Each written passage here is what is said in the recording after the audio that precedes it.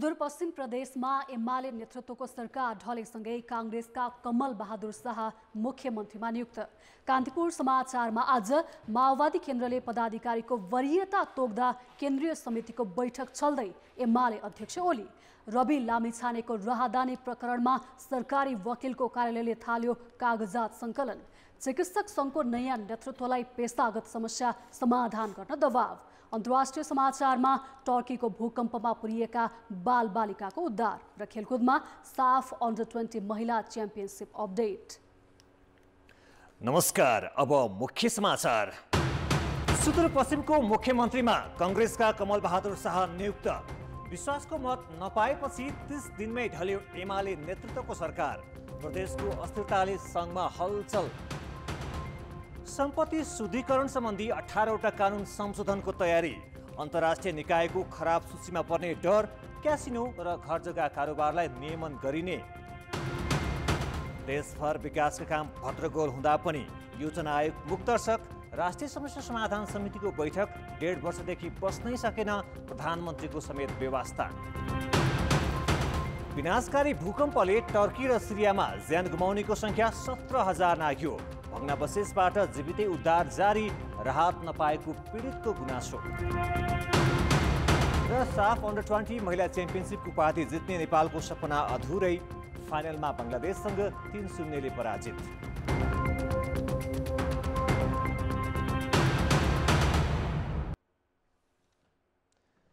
विश्वासको मत प्राप्त गर्न नसकेपछि सुदूरपश्चिम प्रदेशका मुख्यमन्त्री राजेन्द्र सिंह रावल पदमुक्त भएका छन्। रावल पदमुक्त भए लगत्तै प्रदेशसभाको ठूलो दल नेपाली कांग्रेसका कमल बहादुर शाह नयाँ मुख्यमन्त्री नियुक्त भएका छन्। गठबन्धनमा आबद्ध नागरिक उन्मुक्ति पार्टीका सांसदहरू उपस्थित नभएपछि प्रदेशसभामा राखिएको प्रस्ताव अस्वीकृत भएसँगै मुख्यमन्त्री रावल पदमुक्त भएका हुन्। नियुक्त भएको 30 दिनभित्र विश्वासको मत लिनुपर्ने संवैधानिक प्रावधान छ। सोही प्रावधान अनुसार मुख्यमन्त्री रावलले आज प्रदेशसभामा विश्वासको मत सम्बन्धी प्रस्ताव पेश गरेका थिए, तर उनको प्रस्ताव बहुमतले अस्वीकृत भयो। कारागारमा रहेका नागरिक उन्मुक्ति पार्टीका संरक्षक रेशम चौधरी लगायतलाई रिहा गर्न सत्ता गठबन्धन तयार नभएपछि सुदूरपश्चिम सरकार ढलेको हो। विश्वासको मत नपाएसँगै पदमुक्त भएका रावलले लगत्तै प्रदेश प्रमुखलाई राजीनामा बुझाएका थिए। एमाले सांसद रावल मुख्यमन्त्रीबाट पदमुक्त भएपछि प्रदेश प्रमुख देवराज जोशीले प्रदेशसभाको ठूलो दल कांग्रेसका संसदीय दलका नेता शाहलाई मुख्यमन्त्री नियुक्त गरेका हुन्। अब शाहले पनि 30 दिनभित्र विश्वासको मत लिनुपर्नेछ। मङ्सिर 4 को निर्वाचन परिणामपछि सङ्घदेखि प्रदेशसम्म सत्ताबाट बाहिरिएको कांग्रेसले सुदूरपश्चिमबाट सत्ता यात्रा थालेको छ। 53 सदस्यीय प्रदेशसभामा कांग्रेसका 19, माओवादी केन्द्र 10, एमाले 10, नागरिक उन्मुक्ति पार्टी 7, एकीकृत समाजवादी 4, राप्रपा 1 र 1 जना स्वतन्त्र सांसद रहेका छन्। यसअघि पुस 27 गते माओवादी केन्द्र 11, एमाले 10, नागरिक उन्मुक्ति पार्टी 7 र 1 जना राप्रपा सांसदको समर्थनमा एमाले संसदीय दलका नेता राजेन्द्र सिंह रावल मुख्यमन्त्री बनेका थिए।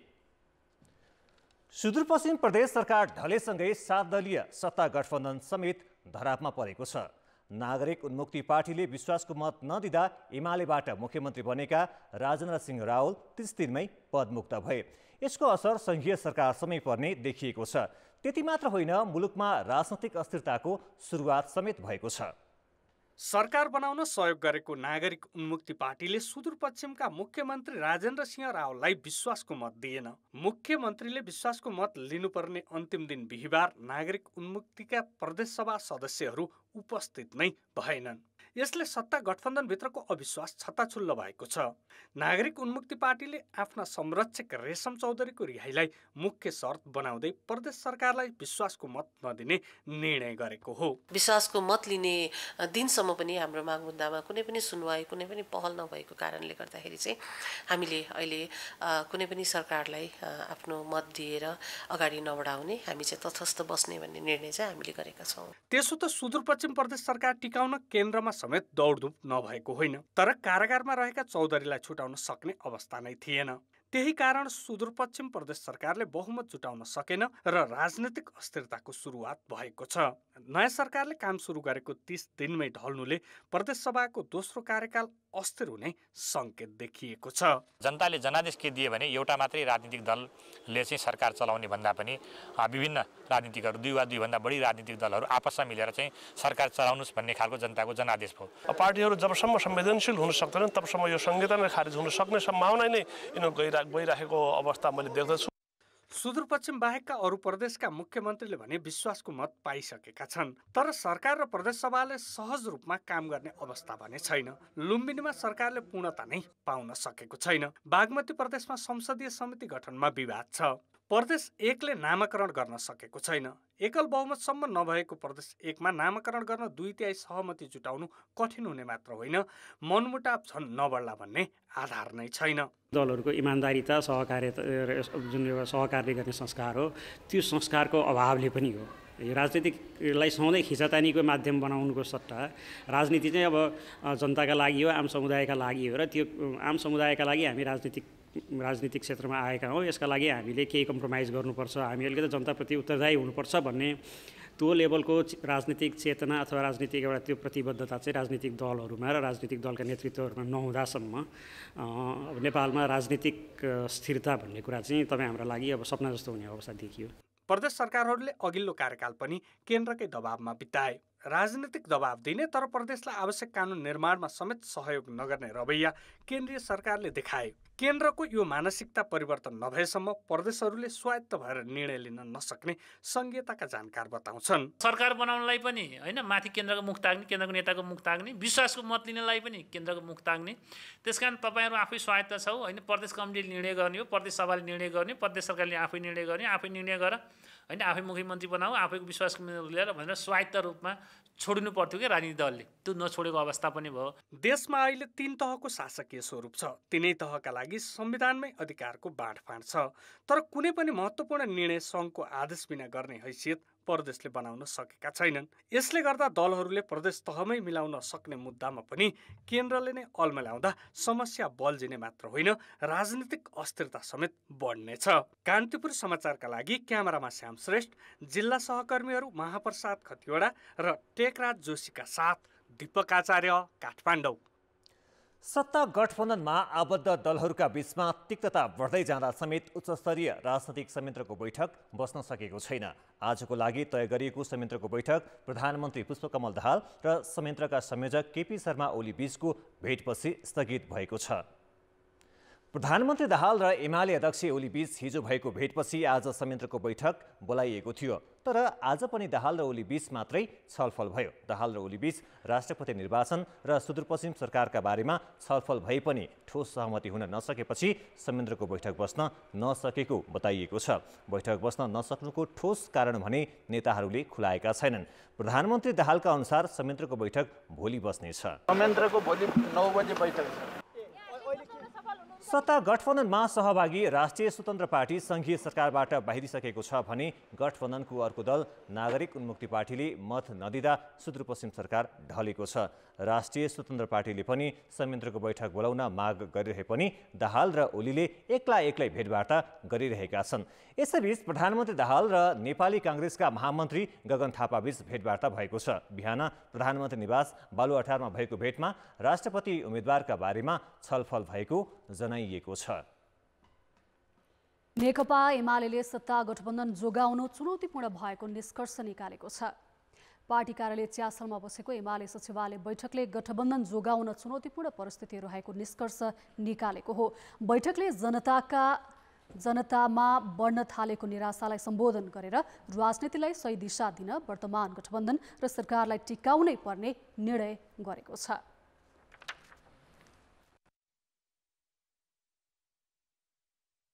समाजवादी पार्टी र नागरिक उन्मुक्ति पार्टीलाई सरकारमा ल्याउन छलफल भइरहेको बताएका थिए। गठबन्धनमा उत्पन्न भएका समस्याका विषयमा भोलि बस्ने उच्चस्तरीय संयन्त्रको बैठकमा समीक्षा हुने नेताहरूले बताएका छन्। यो गठबन्धनलाई, यो सहकार्यलाई टिकाएर लैजानुपर्छ।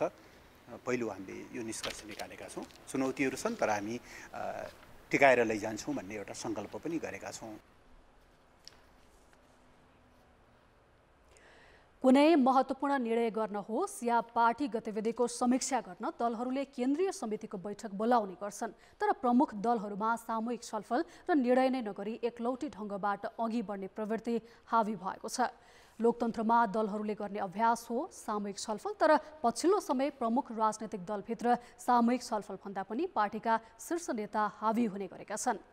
प्रमुख प्रतिपक्षी नेपाली कांग्रेसले पटक पटक केन्द्रीय समितिको बैठक सारिसकेको छ। सत्तारूढ दल एमाले पनि माघ 29 र फागुन 1 गतेका लागि तय गरिएको केन्द्रीय समिति बैठक स्थगित गरेको छ। पछिल्लो समय केही विश्वास पात्रसँग छलफल गरेर निर्णय गर्ने परम्परा एमालेमा मौल्याएको छ।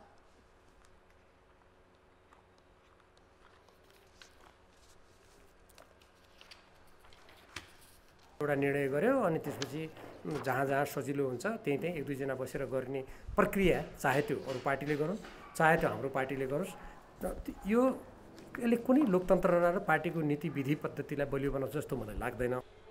एमाले नेताहरू नै दलहरूले नियमित गर्नुपर्ने बैठक समयमा नभएको स्वीकार गर्छन्। केही समय यो पछिल्लो निर्वाचन पश्चात केन्द्रीय कमिटीको बैठक बस्न केही ढिलो भएको चाहिँ हो, तर आजै सचिवालयको बैठक छ। पुस 10 पछि मात्रै सत्तारूढ एमालेका अध्यक्ष केपी शर्मा ओली र प्रधानमन्त्री पुष्पकमल दाहाल 13 पटक एक्लै भेट गरेका छन्, जबकि उनीहरूबाट के निर्णय भयो स्वयं पार्टीकै नेताहरूलाई थाहा छैन। ठूला नेताले पार्टीमा सामूहिक छलफल गर्ने र निर्णय गर्ने अभ्यास गर्नै छाडेका छन्। नेकपा माओवादी केन्द्रले पदाधिकारी र स्थायी समिति सदस्यहरूको वरियता निर्धारण गरेको छ। नेताहरूको वरियता तोकिए पनि पार्टीमा अध्यक्ष दाहालपछि को शक्तिमा पुग्ने भन्नेमा प्रतिस्पर्धा छ। अध्यक्ष पुष्पकमल दाहालले पूर्व सभामुख अग्निप्रसाद सापकोटा र उपमहासचिव पम्फा भुसाललाई उपाध्यक्षमा मनोनित गर्दै वरियता निर्धारण गरेका हुन्। अध्यक्ष दाहालपछिको वरियतामा वरिष्ठ उपाध्यक्ष नारायण काजी श्रेष्ठ छन्। त्यस्तै 3 जना उपाध्यक्षहरूमा कृष्णबहादुर महरा पहिलो, अग्निप्रसाद सापकोटा दोस्रो र पम्फा भुसाल तेस्रो वरियतामा छन्। त्यसपछि महासचिव देव गुरुङ छन्। उपमहासचिवको वरियतामा क्रमशः गिरिराजमणि पोखरेल, वर्षमान पुन, हरिबोल गजुरेल, जनार्दन शर्मा, शक्तिबहादुर बस्नेत र मातृका यादव छन्। माओवादीमा अध्यक्ष दाहालपछि को शक्तिमा पुग्ने भन्नेमा सङ्घर्ष छ। पार्टीको आवश्यकता अनुसार चाहिँ जो कोही पनि सक्रिय हुने हो, सबै लागि पर्ने कुरा नै हो।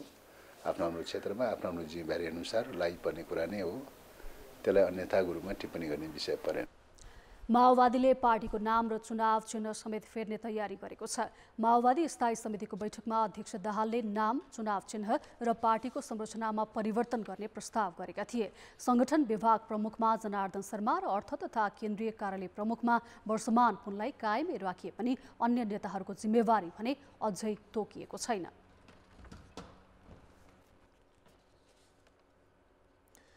प्रधानमन्त्री पुष्पकमल दाहालले संविधानमा भएको व्यवस्था इमानदारीपूर्वक कार्यान्वयन गर्नुपर्ने बताएका छन्। नीति अनुसन्धान प्रतिष्ठान र निर्वाचन आयोगले आज संयुक्त रूपमा काठमाडौँमा गरेको कार्यक्रममा प्रधानमन्त्री दाहालले संविधान जनताको हितको लागि भएकाले कार्यान्वयनमा जोड दिनुपर्ने बताएका हुन्। प्रधानमन्त्री दाहालले संविधानमा व्यवस्था भएका विषयमा विमति भए पनि पूर्ण पालना नभएसम्म समीक्षा गर्न नहुने बताए। संविधान कार्यान्वयनको लागि पनि तत्काल कानुनहरू बनाउनु पर्ने उनको भनाइ थियो। कार्यक्रममा सहभागी अन्य नेताहरूले निर्वाचन प्रणाली र प्रक्रिया नै सुधार गरेर जान सुझाव दिएका थिए। समाचार अझै बाँकी छन्। ब्रेकपछि समाचारमा पुनः स्वागत छ। मुलुक वित्तीय अपराध सम्बन्धी निगरानी गर्ने अन्तर्राष्ट्रिय संस्था FATF को खराब सूचीमा पर्ने जोखिम बढेपछि सरकारले 18 वटा कानुन संशोधनको तयारी गरेको छ। बढ्दो भ्रष्टाचार र विदेशबाट अवैध सम्पत्ति भित्रन थालेपछि Nepal financial action task force FATF को जोखिमपूर्ण क्षेत्र अर्थात् ग्रे जोनमा पर्ने सम्भावना बढेपछि कानुन संशोधन गर्न लागिएको हो। कानुन मन्त्रालयले सम्पत्ति शुद्धिकरण, निवारण तथा व्यावसायिक वातावरण प्रवर्धन सम्बन्धी केही नेपाल ऐन संशोधन गर्ने विधेयक तयार गरेको छ। गत सेप्टेम्बरमै FATF को एसिया प्रशान्त समूहले गरेको अडिटमा नेपालको अवस्था कमजोर देखिएपछि सरकारले कानुन संशोधनमा तदारुकता देखाएको हो। FATF ले नेपालमा सम्पत्ति शुद्धिकरण सम्बन्धी स्पष्ट कानुन नभएको, भएका कानुनको पनि कार्यान्वयन नभएको ठहर गरेको थियो। सम्बन्धित कसुरमा मात्रै अनुसन्धान गरेर मुद्दा लिएर जानुहुन्थ्यो भने अब यो संशोधन आइसकेपछि चाहिँ सबैको जिम्मेवारी एउटा के थपिन्छ भने यदि त्यो अनुसन्धानबाट कसुरको मुद्दाको अनुसन्धानबाट सम्पत्ति लिएको र त्यो सम्पत्ति कहीँ लुकाए छिपाएको देखियो भने त्यसमा पनि यो सम्पत्ति शुद्धिकरण सम्बन्धी ऐनको व्यवस्था बमोजिम पूरक दाबी लिएर छुट्टै अर्को मुद्दाको त्यो समेत दाबी लिएर चाहिँ उहाँहरूले मुद्दा अगाडि बढाउनु पर्ने भन्ने चाहिँ मूल मकसद हो यसको। त्यसो त नेपालले गत सेप्टेम्बरमै कानुन संशोधन गर्ने प्रयास नगरेको होइन, तर स्वार्थ समूहका कारण त्यसबेला कानुन संशोधन हुन सकेन। धेरै ढिलो भयो। म तपाईँलाई दावाका साथ भन्न सक्छु, मैले त आफूले पद छोड्ने दिनमा पनि पत्रकार सम्मेलन गरेरै इन्ट्रेस्ट ग्रुपका कारणबाट मैले ल्याउन सकिनँ भनेकै हो। इन्ट्रेस्ट ग्रुपका कारणबाट प्रतिनिधि सभाले पास गरेको कानुन चाहिँ रोकियो भने हो। त्यसैले पहिलो कुरा के हो भने इन्ट्रेस्ट ग्रुपबाट सरकार बचेर यसमा अगाडि बढ्नुपर्छ।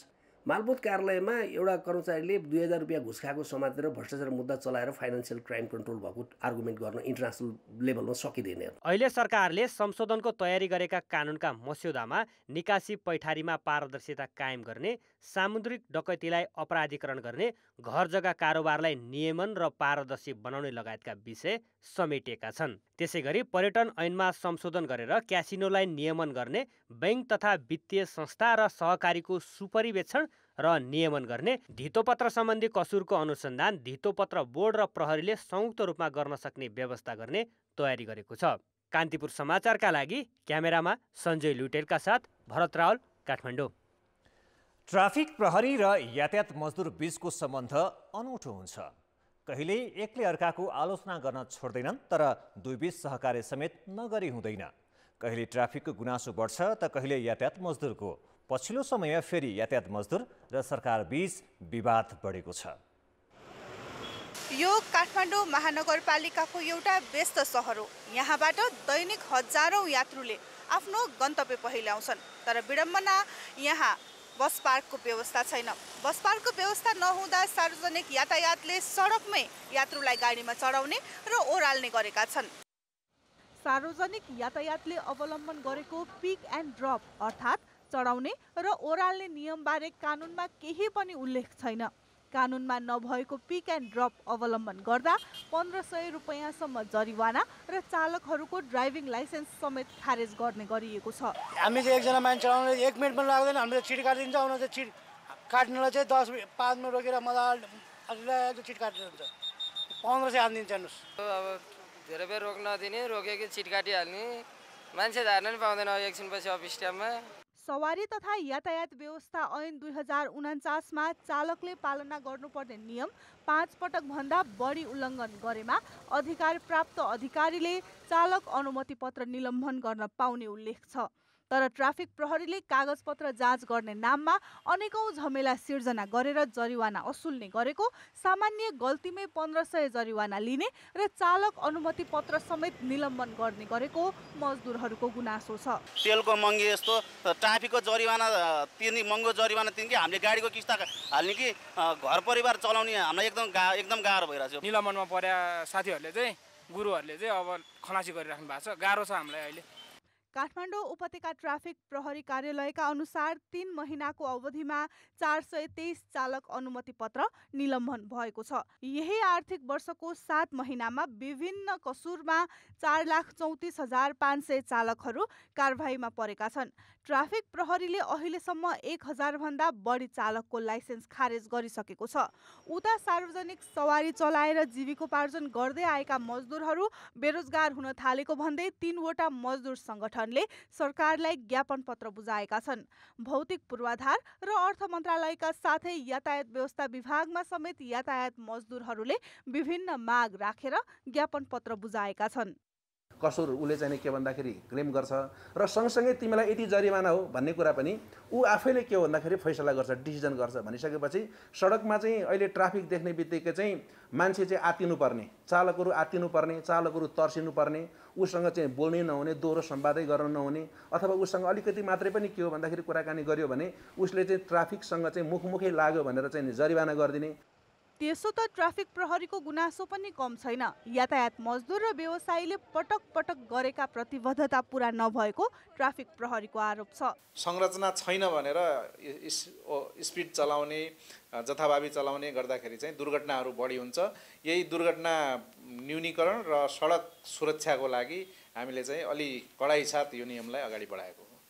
मादक पदार्थ सेवन गरी सवारी चलाउने, रुट इजाजत पत्र नलिने, यात्रुवाहक सवारीले माल सामान र क्षमताभन्दा बढी यात्रु बोक्ने लगायतका नियम 5 पटक भन्दा बढी उल्लङ्घन गरेमा चालक अनुमति पत्र निलम्बन गर्न सक्ने व्यवस्था कानुनमा छ। सोही अनुसार जरिवाना तिराउने र चालक अनुमति पत्र निलम्बन गर्ने कार्य भएको ट्राफिक प्रहरीको तर्क छ। तर मजदुर सङ्गठनहरूले भने प्रहरीले लिएका लाइसेन्स फिर्ता नभए आन्दोलनमा उत्रने चेतावनी दिएका छन्। कान्तिपुर समाचारका लागि क्यामेरामा सुरज खड्का र मुरारी घिमिरेका साथ सृजना बास्तोला, काठमाडौँ। अब जनमतको अन्तिम परिणाम। जनमतमा हिजो हाम्रो प्रश्न थियो, ठुलो रकम खर्च गरी खरिद गरिएका स्वास्थ्य उपकरण किन प्रयोगमा नल्याइएको होला? ए, बिना योजना खरिद गरेर, बी, जनशक्ति व्यवस्थापन नगरेर, र सी, आवश्यक नभएर। जनमतको अन्तिम परिणाम यस्तो छ। ए, बिना योजना खरिद गरेरमा 55%, बी, जनशक्ति व्यवस्थापन नगरेरमा 41% र सी, आवश्यक नभएरमा 4% मत प्राप्त भएको छ। अब जनमतमा आजको प्रश्न। जनमतमा आज हाम्रो प्रश्न छ, ट्राफिक प्रहरी र यातायात मजदुर बीच किन बारम्बार विवाद हुने गरेको होला? ए, नियम मिच्ने प्रवृत्ति, बी, ट्राफिक प्रहरीको मनपरी, र सी, कानुनी अस्पष्टता। जनमतको अन्तिम परिणाम भोलि साँझ 8 बजेको कान्तिपुर समाचारमा प्रसारण गर्नेछौँ। कृपया NEWS news space A, B वा C टाइप गरी 34001 मा SMS गरी आफ्नो मत व्यक्त गर्नुहोला। राष्ट्रिय स्वतन्त्र पार्टीका सभापति रवि लामिछानेको दोहोरो राहदानी प्रकरणमा जिल्ला सरकारी वकिलको कार्यालय काठमाडौँले कागजात सङ्कलन सुरु गरेको छ। दोहोरो राहदानी लिएको भन्दै मंगलबार सरकारी वकिल कार्यालयमा परेको जाहेरीका आधारमा सरकारी वकिलको कार्यालयले अध्यागमन विभाग, जिल्ला प्रशासन कार्यालय काठमाडौँ र राहदानी विभागसँग लामिछानेको राहदानी र नागरिकतासँग सम्बन्धित कागजात मगाएको हो। जिल्ला सरकारी वकिलको कार्यालय काठमाडौँका प्रमुख सहन्यायाधिवक्ता अच्युत मणि न्यौपानेले उजुरीका आधारमा 3वटै निकायलाई पत्राचार गरेर कागजात मगाएको बताएका छन्। लामिछानेले अमेरिकी नागरिककै हैसियतमा नेपाल आएर राहदानी लिएको पाइएकाले फौजदारी अपराध गरेको विषयमा अनुसन्धानका लागि प्रहरीले दर्ता गर्न नमानेपछि युवराज पौडेलले सरकारी वकिलको कार्यालय काठमाडौँमा निवेदन पेश गरेका थिए। लामिछाने चितवन 2बाट सांसद निर्वाचित भएपछि राहदानीको सम्बन्धमा छानबिन गर्न गृह मन्त्रालयमा समेत उजुरी परेको थियो। माघ 13 गते सर्वोच्च अदालतले रवि लामिछाने सांसद बन्न अयोग्य रहेको फैसला गरेको थियो। सत्ता र शक्तिबाट बाहिरिएपछि नेताहरूले आफ्नो गल्ती ढाकछोप गर्न नागरिक समाज, सञ्चार माध्यम र न्याय क्षेत्रलाई समेत निशाना बनाउँदै घृणात्मक अभिव्यक्ति दिने प्रवृत्ति पछिल्लो समय मौलाउँदो छ। अझ पछिल्लो समय झुटा समाचार र गलत सूचना प्रवाहले समाजमा अशान्ति र उत्तेजना फैलाउने जोखिम बढाएको छ। गृह मन्त्रालय नपाएको जोखमा सरकारबाट बाहिरिने निर्णय गर्न आइतबार आयोजित पत्रकार सम्मेलनमा राष्ट्रिय स्वतन्त्र पार्टीका सभापति रवि लामिछानेले सञ्चार गृह, पत्रकार, नागरिक समाज तथा न्याय क्षेत्रलाई नै अपशब्द प्रयोग गरी लान्छना लगाए। विधिको शासन विपरीत गरिएका क्रियाकलापले दोषी साबित भइसक्दा पनि जनताका सहानुभूति प्राप्त गर्न समाजका पहरेदार तथा खबरदारी गर्ने क्षेत्रमाथि निराधार आक्रोश पोखे। तर यो नौलो घटना भने होइन। यसअघि निलम्बित प्रधान न्यायाधीश चोलेन्द्र शमशेर जबराले संसदको महाभियोग सिफारिस समितिमा सञ्चार माध्यम सहकर्मी न्यायाधीशदेखि कानुन व्यवसायी र राजनीतिक नेतासम्मका चरित्रमाथि लान्छना लगाएका थिए। तत्कालीन सञ्चार मन्त्री गोकुल बास्कोटाले 70 करोड भ्रष्टाचारको आरोपमा मुछिँदा पनि यही प्रवृत्ति देखाएका थिए। एमाले अध्यक्ष एवं पूर्व प्रधानमन्त्री केपी शर्मा ओलीले संसद पुनः स्थापनाको आक्रोश सञ्चार माध्यमदेखि न्यायालयसम्मलाई पोख्दै आएका छन्। आफूलाई अन्याय पर्दा, आफू कमजोर हुँदा वा आवश्यक पर्दा चाहिने त्यही सञ्चार क्षेत्र तथा न्यायालय प्रति नेताहरू किन यसरी प्रस्तुत हुन्छन्? भिक्टिम देखाएर मलाई अरूले भिक्टिम बनाएको हुँ, मलाई मिडियाले बनाइदिए, मलाई नागरिकहरूले बनाए, विश्लेषकहरूले बनाइदिए। म त इमान्दार मान्छे छु। तपाईँहरूले मलाई मत दिनुभएको जनतालाई साक्षी राखेर जनतालाई उल्लु बनाउने अर्को माध्यम हो। पावर प्रयोग गर्दाखेरिका एउटा राम्रो पक्ष नराम्रो पक्ष सार्वजनिक गर्ने भनेको मिडियाले हो, खबरदारी गर्ने भनेको मिडियाले हो होइन, करेक्सनका लागि प्रेरित गर्ने भने मिडियाले हो। त्यो गर्दै गर्दा त्यसलाई चाहिँ सहन नसक्ने होइन। उसले चाहिँ नबोलिदिएको भए मेरो गल्ती त थाहा हुन्थेन नि त होइन। मिडिया बोलिदिएका कारण मेरा कमजोरीहरू थाहा भए, जसका कारण चाहिँ आज म सत्ताच्युत हुनु पऱ्यो भन्ने चाहिँ तपाईँको मनोग्रन्थीले भरिन्छ र त्यसपछि चाहिँ तपाईँको मिडियाप्रतिको आक्रोश देखिन्छ। समाजमा घृणालाई पक्षपोषण गर्ने यस्ता आवेशपूर्ण अभिव्यक्तिलाई सम्बन्धित राजनीतिक दलले समयमै निरुत्साहित गर्नुपर्ने जानकारको भनाइ छ। समाजशास्त्रीका अनुसार यस्तो चरित्र समाजमा लामो समय टिक्न सक्दैन। 21औं शताब्दीमा पनि आएर अझै पनि अधिनायकवादी शैली नै ठिक छ, जनतालाई भ्रममा पार्न सकिन्छ। हामी कसैप्रति सत्तामा गइसकेपछि हामी कसैप्रति पनि उत्तरदायी हुनु हुँदैन, हामी माथि प्रश्न उठाउनु हुँदैन भन्ने जुन चेष्टा बोकेर केही व्यक्तिहरू केही समूहहरू लागि परिरहेका छन्, त्यो चाहिँ गतिलो होइन। संसदमा यसको बारेमा छलफल हुनुपर्छ। राजनीतिक दलहरूले आफैले उनको आफ्नै दलले पनि यस्तो वाहियात कुराहरू गर्ने, अरू दलहरूले पनि आफ्ना नेता कार्यकर्ताहरूको बारेमा छलफल हुनुपर्छ। यदि भ्रष्ट कोही छ भने त्यही दलले रोक्नु पनि पर्छ। गलत गरेको छ भने सबभन्दा महत्त्वपूर्ण यो विषय संसदको विषय हो। हिजो एकजना पूर्व सांसदले सबैलाई गरे, त्यसैले त्यहाँ संसदमा छलफल हुनुपर्ने। मुलुकमा सुशासन र कानुनी राज्यको प्रत्याभूतिका लागि नागरिक समाज र सञ्चार माध्यमले खबरदारी गरिरहन्छन्, तर आफ्नो आलोचना सहन नसक्ने र नागरिक समुदायमाथि आक्रोश पोख्ने प्रवृत्ति लोकतान्त्रिक संस्कार होइन। कान्तिपुर समाचारका लागि क्यामेरामा मुरारी घिमिरेका साथ सुबिन्द्र श्रेष्ठ, काठमाडौँ। आर्थिक र अन्तर्राष्ट्रिय समाचार अझै बाँकी छन्। अर्थ र विकास। आर्थिक वर्षको आधा समय बितिसक्दा पनि पुँजीगत बजेटको जम्मा 17% मात्रै खर्च भएको छ। राष्ट्रिय गौरवका आयोजनाको खर्च क्षमता त झन् कमजोर छ। यस्ता आयोजनामा देखिएका समस्याको गाँठो फुकाउने राष्ट्रिय समस्या समाधान समितिको बैठक गत वर्षको भदौपछि बस्न सकेको छैन। देशको विकास योजना तथा नीति तर्जुमामा सल्लाह दिने राष्ट्रिय योजना आयोग पनि मूकदर्शक छ। प्रधानमन्त्री पुष्पकमल दाहालले माघ 9 गते राष्ट्रिय योजना आयोगको उपाध्यक्षमा अर्थशास्त्री मीनबहादुर श्रेष्ठलाई नियुक्ति गरे। यससँगै पनि उपाध्यक्ष भइसकेका श्रेष्ठको नियुक्तिले विकास योजना बनाउन र कार्यान्वयन गर्न सहज हुने राज्य सञ्चालकको बुझाइ छ। तर सुपरिवेक्षणको समेत कार्यदेश पाएको राष्ट्रिय योजना आयोग मन्त्रालयलाई दिने बजेटको सिलिङ तोक्ने र नयाँ आवधिक योजना बनाउनेमै केन्द्रित छ। देशभर विकास निर्माणका काम भद्रगोल भए पनि आयोगको चासो छैन। राष्ट्रिय गौरवका आयोजनाहरू हामीसँग छन्, कोही धेरै वर्षदेखि लम्बिँदै आएका छन्, तन्किँदै आएका छन्। त्यसलाई पनि हामी समीक्षा गर्छौँ, पुनः रिभ्यू गर्छौँ र त्यसको पनि मापदण्ड तय गर्छौँ र त्यो अलिकति काम पनि भइरहेछ, त्यसलाई पुनः डिफाइन पनि गर्छौँ। प्रधानमन्त्रीले अध्यक्षता गर्ने राष्ट्रिय विकास समस्या समाधान समितिको बैठकमा विकास निर्माणमा देखिएका समस्या एकै ठाउँमा राखेर समाधान खोजिन्छ। तर गत भदौ यता समितिको बैठकसम्म बस्न सकेको छैन। गौरवका आयोजनाको सुस्थ गतिको सुधारदेखि चर्चामा रहेको रासायनिक मल कारखाना स्थापना कुन मोडेलमा गर्नेसम्मका विषय समितिको बैठकले टुङ्गो लगाउनु पर्नेछ। विकासका गर्ने नेतृत्वहरू, डेभलपमेन्ट एक्सपर्टहरू, अब योजना आयोग जस्तो चाहिँ संस्थामा बस्ने अब नेतृत्ववर्गहरूले त्यसमा अब मेहनत गर्नुपर्छ, त्यसलाई उनीहरूलाई बुझाउनुपर्छ। किन भन्दाखेरि राजनीतिक नेतृत्वलाई आफ्नै किसिमका विभिन्न समस्याहरू छन्, आफ्नै किसिमको उनीहरूको चाहिँ अब प्रायोरिटीहरू छ र त्यो कुराहरूलाई परिस्थिति अनुकूल उनीहरूलाई सम्झाउने गर्नु सक्नुपर्छ। त्यसो त योजना आयोगको काम आयोगको अनुगमन तथा मूल्याङ्कन गरेर सरकारलाई सुझाव समेत दिनु हो। तर अनुगमन र सुपरिवेक्षण नहुँदा राष्ट्रिय गौरवका आयोजनाको लागत 10 खर्बबाट 25.5 खर्ब पुगेको छ। त्यति मात्र होइन, आवधिक योजनाले लिएका लक्ष्य समेत सफल हुन सकेका छैनन्। आर्थिक वर्ष 2080-81 सकिने 15औं योजनाले 18% रहेको निरपेक्ष गरिबी 9% झार्नुपर्नेछ। हरेक वर्ष 6 लाख नयाँ रोजगारी सिर्जना गर्ने महत्त्वकांक्षी योजना पनि पूरा हुन नसक्ने अवस्थामा पुगेको छ। अहिले नियुक्त भएका नयाँ पदाधिकारीले आयोगको औचित्य पुष्टि गर्न सक्छन् कि जागिर मात्र खान्छन्, हेर्न बाँकी छ। कान्तिपुर समाचारका लागि क्यामेरामा श्याम श्रेष्ठका साथ सुमन पन्थ, काठमाडौँ।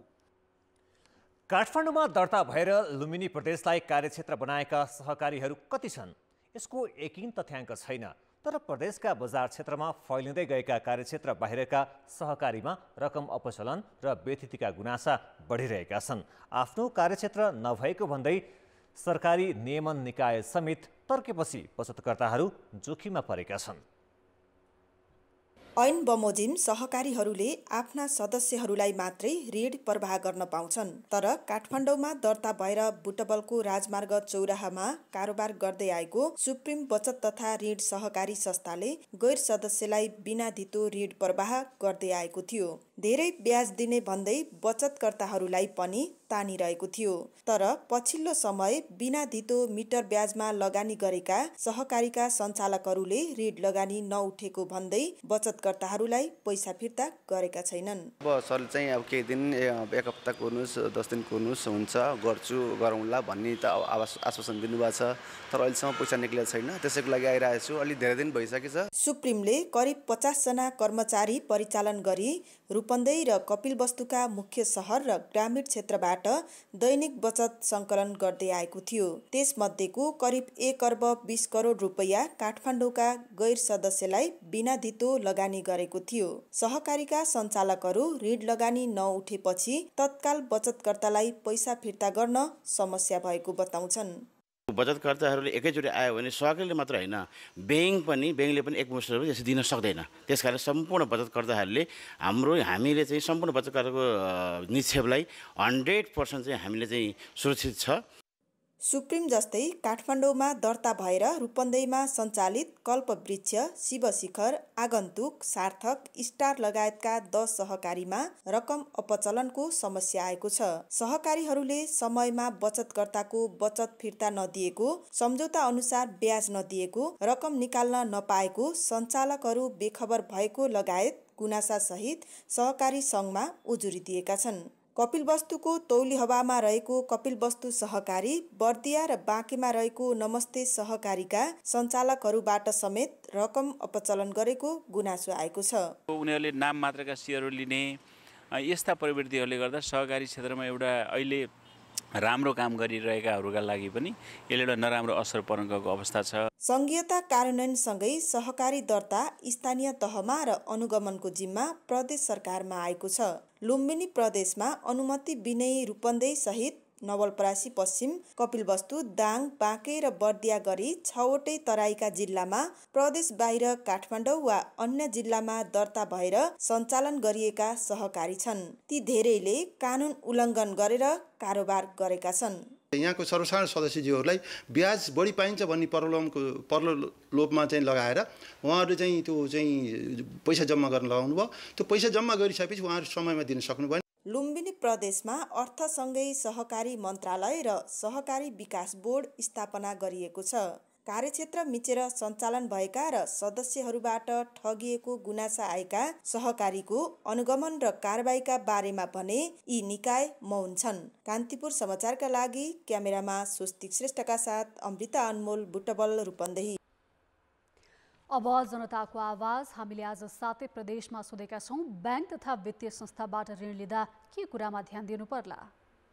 जनताको आवाज स्रोत हेर्नु पर्यो, त्यो अनुसारको ऋण लिनु पर्यो। आफ्नो आवश्यकता अनुसार नि आफूलाई के कति रकम चाहिएको छ त्यो अनुसारको चाहिँ एस्टिमेट गरेर त्यो अनुसारको चाहिँ ऋण लिने। जुन उद्देश्यले हामीले लोन लिन्छौँ त्यही उद्देश्यमा लगानी गर्नुपर्छ। अनुमान गरेर अब लोन लिइन्छ, पछाडि गएर बढ्दै जान्छ यतिसम्म धेरै हुन्छ कि त्यो लोन तिर्नै गाह्रो हुन्छ। पहिला एकदम सोधपुछ गर्ने, ब्याज कति छ के छ एकदम बुझेर आफूले सकिरहेछौ भने उसबाट कारोबार गर्ने, सकिरहेको छ भने कारोबार नगर्ने। नेपाल सरकारले तोकेको जस्तो त्यति नै ब्याज हुनुपर्छ। आफूले तिर्न सक्ने रिक्वायरमेन्ट छ कि छैन सबै बुझेर चाहिँ लिनुपर्ने हुन्छ। अन्यत्र लगानी गर्दाखेरि चाहिँ धेरै ऋणीहरू चाहिँ अप्ठ्यारोमा परेको महसुस हामीले गरेका छौँ। कुन क्षेत्रमा लगानी गर्ने हो भन्ने कुरामा ध्यान दिनुपर्छ। आफूले तिर्न सकिन्छ कि सकिँदैन भन्ने कुरामा ध्यान दिनुपर्छ। ऋणलाई चाहिँ उत्पादन क्षेत्रमा चाहिँ लगानी गर्नुपर्दछ। ब्याज दर कहिले कहिले बढाउने, कति % बढाउने भन्ने खालको कुराहरू पनि अब त्यो हेर्नुपर्ने रहेछ। ब्याज चाहिँ बढाउने चाहिँ उसको चाहिँ प्रविधि हुँदो रहेछ। स्थापित भएका उसका पहिला डकुमेन्ट कागजातलाई हामीले हेर्नु पर्यो। हामीले ऋण लिँदा अब त्यहाँ के सम्झौता गरिएको छन् ती सम्झौताहरू राम्ररी पढ्ने।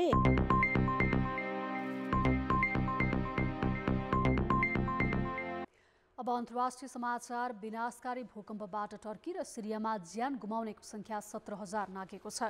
खोजी र उद्धारको काम चलिरहेको र हजारौं घाइते भएकाले मृतकको संख्या अझै बढ्न सक्ने अधिकारीहरूले बताएका छन्। उद्धार र राहतमा ढिलाइ भएको भन्दै आलोचना भइरहँदा टर्कीका राष्ट्रपति तय्यप एर्दोआनले प्रभावित क्षेत्रको भ्रमण गरेका छन्। सहायता कर्मी खोजी र उद्धारमा चौथो दिन पनि परिचालन भइरहेका छन्। टर्कीका 10 प्रान्तमा सङ्कटकाल लागू गरिएको छ। वर्षा र हिमपातले उद्धारमा थप समस्या देखिएको छ। भूकम्प प्रभावित क्षेत्रमा राहत पुर्याउने र पीडितलाई अस्थायी बसोबासको व्यवस्था मिलाउन विश्वका धेरै देशले सहयोग सामग्री पुर्याइरहेका छन्। अहिलेको विपत्तिले आउँदो मे महिनामा टर्कीमा हुने चुनाव समेत प्रभावित हुन सक्ने अन्तर्राष्ट्रिय सञ्चार माध्यमले उल्लेख गरेका छन्। धेरै ठूलो दुःख र त्रासदीका बीचमा पाइने साना मसिना सुखका क्षणले बहुमूल्य अर्थ राख्छ। टर्की र सिरियामा सोमबार गएको विनाशकारी भूकम्पमा मर्नेहरूको संख्या एकातिर बढ्दै गइरहेको छ भने अर्कोतिर विस्मयकारी रूपमा बालबालिकाहरूलाई जीवितै उद्धार गरिएको दृश्यले सबैलाई भावविह्वल बनाइरहेको छ। यो दृश्यमा एकजना सिरियन बालक करमलाई सेतो हेलमेटधारी उद्धार समूहले क्षतिग्रस्त भवनबाट निकाल्दै गरेको देख्न सकिन्छ। बालकसँगै रमाइरहेको उद्धार समूहको यो दृश्यबाट भूकम्पले दिएको चोटमा थोरै भए पनि मलहम लगाइदिएको हुनुपर्छ। टर्कीको इस्तानबुल अग्नि नियन्त्रण विभागले जारी गरेको यो अर्को दृश्यमा उद्धार समूहले 5 वर्षीय बालिका यास्मिनलाई क्षतिग्रस्त भवनको भग्नावशेषबाट उद्धार गरेको देख्न सकिन्छ। यास्मिनलाई घरमा पुरिएको 2 दिनपछि बुधबार राति टर्कीको हतायाबाट उद्धार गरिएको हो। त्यसैगरी सिरियाली बालक अहमदलाई पनि त्यहाँ खटिएको उद्धार समूहले क्षतिग्रस्त घरबाट बचाएका छन्। सेतो हेलमेटधारी समूहले साबेल, बुलडोजर र हातको प्रयोग गर्दै अहमदको उद्धार गरेका हुन्। अहमदलाई तुरन्तै एम्बुलेन्समा राखेर नजिकैको अस्पताल पुर्याइएको थियो। अहमद जस्तै अरू पनि थुप्रै बालबालिकाहरूलाई भग्नावशेषबाट जीवितै उद्धार गरिएको छ। सोमबार गएको प्रलयकारी भूकम्पले दिएको पीडाको बीच साना बालबालिकाहरूको उद्धारका यी क्षणहरूले टर्की र सिरियाका जनतालाई केही खुसी भने निश्चय पनि दिएको हुनुपर्छ। समाचार अझै बाँकी छन्। खेलकुद समाचार। कान्तिपुर खेलकुद समाचारमा स्वागत छ। नेपाल साफ अन्डर 20 महिला च्याम्पियनसिपको उपविजेतामै सीमित भएको छ। फाइनलमा आयोजक बङ्गलादेशसँग 3-0 गोलले पराजित भएपछि नेपाल उपाधिबाट वञ्चित भएको हो। बङ्गलादेशको ढाका स्थित शहीद मुस्तफा कमल स्टेडियममा बङ्गलादेशलाई कडा चुनौती दिए पनि नेपालले गोल गर्न सकेन। 13औं मिनेटमा कप्तान प्रीति राईले डी बक्समा सहज बल उपलब्ध गराए पनि अमिशा कार्कीले सदुपयोग गर्न सकिनन्। 18औं मिनेटमा बङ्गलादेशकी अक्लिमा खातुनको प्रहार गोलरक्षक कविता विकले बचाउँदै खतरा टारिन्। 36औं मिनेटमा अमिशाको प्रहारले सही दिशा लिन नसक्दा नेपाल अग्रता बनाउन चुक्यो। नेपाली डिफेन्डर बीच तालमेल अभावको फाइदा उठाउँदै 42औं मिनेटमा बङ्गलादेशले अग्रता बनायो। साइदा अख्तरले डिफक्स बाहिरबाट हानेको प्रहार कविताले ठम्म्याउनै सकिनन्। 44औं मिनेटमा नेपालले बराबरीको मौका खेर फाल्यो। अमिशाले बङ्गलादेशका डिफेन्डरबाट बल खोसेर 1 भर्सेस 1 को मौका सृजना गरे पनि गोलरक्षक रूपना चकमाले नियन्त्रणमा लिएकी थिइन्। अतिरिक्त समयमा नेपालले दोस्रो गोल बेहोर्यो। 2 डिफेन्डरलाई बिट गर्दै कप्तान सामसुनाहार जुनियरले दोस्रो गोल थपेकी हुन्। 80औं मिनेटमा अमिशाको प्रहार रूपमा चकमाले मुस्किलले बचाएपछि नेपालले अग्रता घटाउने मौका गुमायो। 87औं मिनेटमा उन्नति खातुनले घरेलु टोलीका लागि तेस्रो गोल थपिन्। उनले साहेदा अख्तरको फ्रीकिकलाई डिबक्स भित्रबाट 1 टच फिनिस गरेकी हुन्। गत असोजमा नेपाली सिनियर महिला टिम पनि फाइनलमा बङ्गलादेशसँगै पराजित भएपछि साफको उपाधिबाट वञ्चित भएको थियो। व्यक्तिगत विधामा पनि बङ्गलादेशकै खेलाडीले उपाधि जिते। सामसुनाहारले 5 गोलसहित सर्वाधिक गोलकर्ताको उपाधि हात पारिन् भने मोस्ट भ्यालुएबल प्लेयर पनि बनिन्। बङ्गलादेशकै रूपमा चकमा उत्कृष्ट गोलरक्षक घोषित भइन्। नेपाल क्रिकेट संघ विश्व क्रिकेट लिग 2 अन्तर्गत नामिबिया र स्कटल्यान्ड विरुद्धको सिरिजका लागि टोली घोषणा गरेको छ। अन्तिम 14 सदस्यीय टिममा बलात्कारको आरोप लागेका क्रिकेटर सन्दीप लामिछाने पनि समावेश छन्। टोलीमा सूर्य तामाङ पहिलो पटक समावेश भए। उनी नेपाल T20 लिगका उदयमान खेलाडी हुन्। नेपालले फागुन 2 देखि टियु क्रिकेट मैदान कीर्तिपुरमा स्कटल्यान्ड र नामिबियासँग सिरिज खेल्दैछ। सिरिजका लागि स्कटल्यान्डको टोली आज नेपाल आइपुगेको छ। एपीएफ क्लबको पुरुष टिम कृष्णप्रसाद भट्टराई स्मृति राष्ट्रिय कराते प्रतियोगिताको कातातर्फ च्याम्पियन बनेको छ। साधोबाटो स्थित कराते एकाडेमीको हलमा एपीएफले अर्को विभागीय पुलिस क्लबलाई हराउँदै स्वर्ण जितेको हो। फाइनलमा एपीएफले 24.36 अङ्क बटुल्यो। पुलिसले 23.82 अङ्क मात्र हासिल गरेको थियो। त्रिभुवन आर्मी क्लब र प्रदेश 1 को टिमले कास्य जित्यो। महिलातर्फ नेपाल पुलिसको टिम च्याम्पियन बन्यो। पुलिसले आर्मी क्लबको टिमलाई पराजित गरेको हो। फाइनलमा पुलिसले 24.16 अङ्क र आर्मीले 23.16 अङ्क बटुले। एपीएफ र बागमती तेस्रो भए। महिलातर्फ पुलिसकी चञ्चला दनुवारले स्वर्ण जितिन्। च्याम्पियन बनेको काताको टिम इभेन्टमा पनि चञ्चलाको सहभागिता थियो। उनी 13औं दक्षिण एसियाली खेलकुद साकी रजतधारी खेलाडी हुन्। साधोबाटोमा भएको फाइनलमा चञ्चनाले कर्णाली प्रदेशकी एलिसा रास्कोटी मगरलाई पराजित गरेकी हुन्। बागमती र प्रदेश 1ले तेस्रो स्थान हासिल गरे। कुमुतेको 45 केजी तर्फ पुलिसकी पुष्पा लामाले स्वर्ण जितिन्।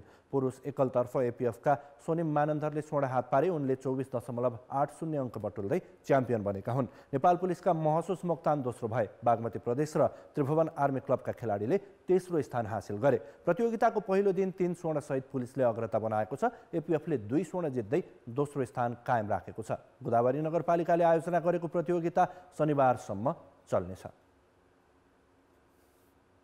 शहीद स्मारक ए डिभिजन लिग सुरु हुन अब 3 साता मात्रै बाँकी छ। लिग ललितपुर स्थित च्यासल मैदानमा हुँदैछ। निर्माण सुरु भएको 2 दशकपछि पहिलो पटक च्यासल मैदानमा ए डिभिजन लिग हुन लागेको हो, जसका लागि मैदान तयारी अवस्थामा छ। आज हामी दशरथ रङ्गशालाको विकल्पको रूपमा हेरिएको च्यासल मैदानका बारेमा जानकारी दिँदैछौँ। बागमतीको दोभानमै रहेको यो मैदान 2053 सालतिर बगर थियो, जुन स्थानीय युवाको फुटबल खेल्ने थलो बनेको थियो। यही नै रङ्गशाला बनाउन स्थानीय र च्यासल युवा क्लबले पहल गरे। 2058 सालमा फिफा गोल प्रोजेक्ट अन्तर्गत अखिल नेपाल फुटबल सङ्घ एन्फालाई 5 अर्बभन्दा बढी रकम अनुदान आयो। एन्फा कम्प्लेक्सको स्तर उन्नति, बुटोल लगायतका स्थानमा टेक्निकल सेन्टर तथा एकाडेमी सहित च्यासल मैदान निर्माणमा प्रयोग गरियो। यो मैदान ललितपुर महानगरपालिकाले 50 वर्षका लागि लिजमा दिएको छ। एन्फाले सुरुमा 5000 दर्शक क्षमताको मैदान र एकाडेमी बनाएको थियो, तर 2072 को भूकम्पले भत्काएपछि केही समय फुटबल गतिविधि शून्य भयो। त्यसपछि सरकारले यसलाई 10,000 दर्शक क्षमतामा स्तर उन्नति गर्ने योजना अघि सार्यो। 48 रोपनीमा फैलेको च्यासल मैदान पुनर्निर्माणका लागि सरकारले 2 वर्षमा सक्ने गरी डाँफे प्रेरणा कन्स्ट्रक्सनसँग 33 करोड भन्दा बढी रकममा ठेक्का सम्झौता गर्यो। 5 वर्षपछि बल्ल यो मैदान खेल्न लायक भएको छ। बागमती कोरिडोरको मापदण्डका कारण छेउपट्टि प्याराफिट बनाइएको छैन, जस अनुसार मैदानमा दर्शक क्षमता 10,000 बाट 8,000 मा छारिएको छ। पूर्व र पश्चिम तर्फको प्याराफिट क्षमता अनुसारको छैन। तीनतिरबाट प्रवेशद्वार रहेको यो मैदान साँझ मात्रै फुटबल गतिविधि गराउन मिल्ने खालको छ। सामान्यतया मैदान उत्तर दक्षिणमा फैलिन्छ, तर यो भने पूर्व पश्चिम फैलिएको छ। हावाको गतिका कारण र घाम लागेका बेला खेल्दा 2 मध्ये 1 टिमलाई असर पर्ने देखिन्छ। फ्लड लाइनमा खेलाउने स्थिति अहिले बनिसकेको छैन। अहिले यहाँ घाँस काट्ने काम भइरहेको छ। प्याराफिटका दर्शक र खेलाडीसँगको दूरी निकै नजिक भएकाले सुरक्षाको दृष्टिकोणले पनि केही जोखिम देखिएकाले रेलिङ थप्ने काम भइरहेको छ। 19 गतेबाट सुरु हुने शीर्ष डिभिजनको लिगमा च्यासलको पहिलो पटक प्रयोग हुन लागेको छ। दशरथ रङ्गशालाको विकल्पका रूपमा एन्फाले लिएको च्यासल मैदान अन्य राष्ट्रिय तथा अन्तर्राष्ट्रिय फुटबल प्रतियोगितामा पनि उपयोगी हुने अपेक्षा गरिएको छ। कान्तिपुर समाचारका लागि क्यामेरामा विनोद कोजका साथ किशन भण्डारी, च्यासल, ललितपुर। खेलकुद समाचार अहिलेलाई यति नै। अब मौसम सम्बन्धी जानकारी।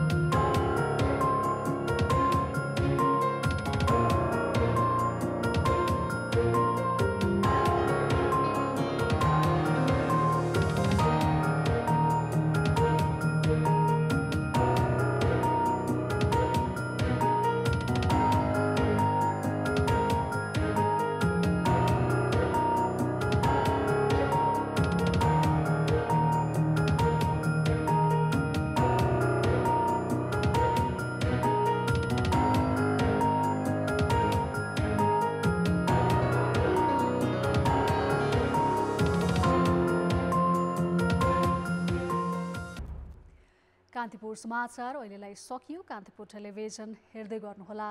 नमस्ते।